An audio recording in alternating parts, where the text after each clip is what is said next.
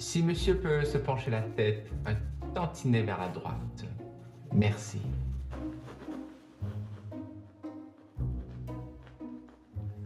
Do you sit a great deal? This is my second time, ever. Ever? And your first? For Signor Dolly. He had me birthed forth from an egg. Yet another aspiring neophyte, desperate to stand out in the crowd with cheap pageantry. He'll be forgotten soon enough. He was nice. Eccentric, but nice. Are you always so quick to judge? My apologies. But when you've been sitting for as long as I have, it's easy to become blasé. If you're so jaded, why not find a new profession? Madame, auriez-vous la gentillesse de relever votre tête? I suppose I could do other things. A great deal of other things, but I'm quite certain I'd be dissatisfied. You see, I'm an addict. Oh. I'm sorry to hear that. My brother was an addict. Was? Sober now or dead? S'il vous plaît. My condolences. But when I say I'm an addict, I'm referring to that addictive impulse of being on the precipice of brilliance, as if in some small microcosmic way I become the necessary instrument. I'm addicted to being used. Used? When you put it that way, I'm divided as whether to blush or take offense. I prefer you blush. Though I may be new to this craft, I prefer to see myself as partnering alongside the artisan as we explore the divine together. I find your innocence endearing, even enchanting, though a bit naive. Because I choose to see myself as a collaborator rather than an instrument to be played. That makes me naive. Naive, no. Idealistic, yes. Fair enough. I relent, Miss. Moins de bruit, s'il vous plaît. You find me foolish. No. On the contrary, I find myself quite taken by you. Oh. You're a peculiar man. Better peculiar than boring. Agreed.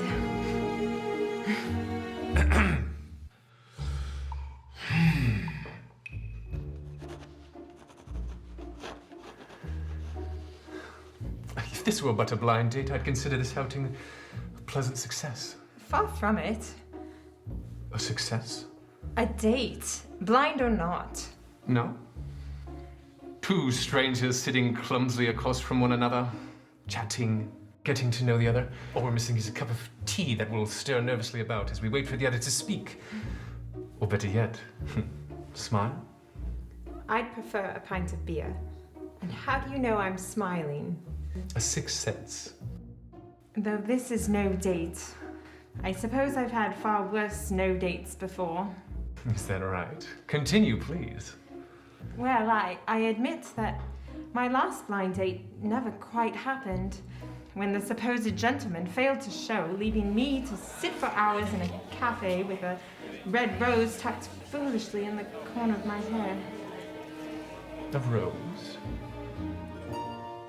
Perhaps he had an all too compelling reason to delay. Perhaps run over by a motor car.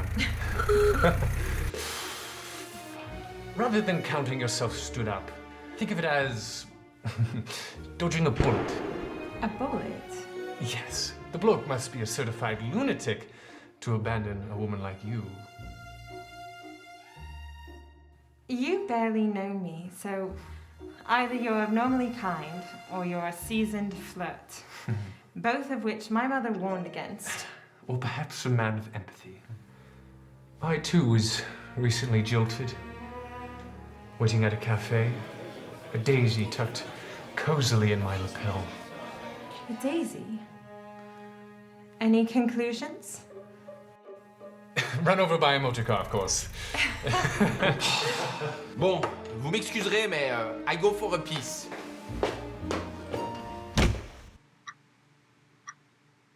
This almost blind date of yours, she liked daisies?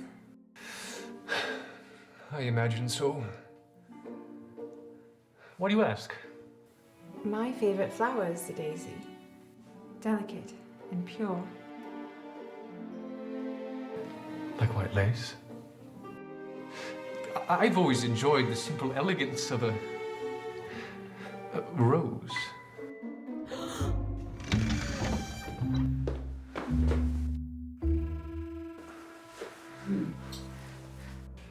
Ne bougez plus.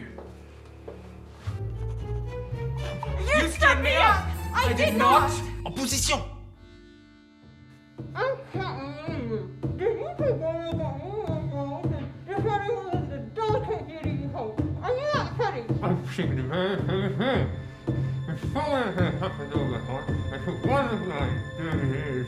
What are you talking about? It was Le Dome Cafe on Boulevard du Montparnasse. Yes, on Boulevard du Montparnasse. Le Dome Cafe! It was Le Dome! No! Yes! Café de la Rotonde! No, it was Le Dome! Le Dome Cafe! La Rotonde! Le Dome!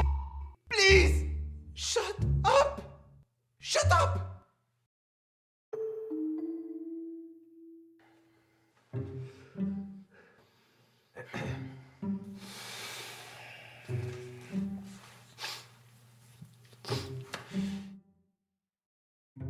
It appears we weren't run over by a motor car, after all. Apparently not. Vos positions.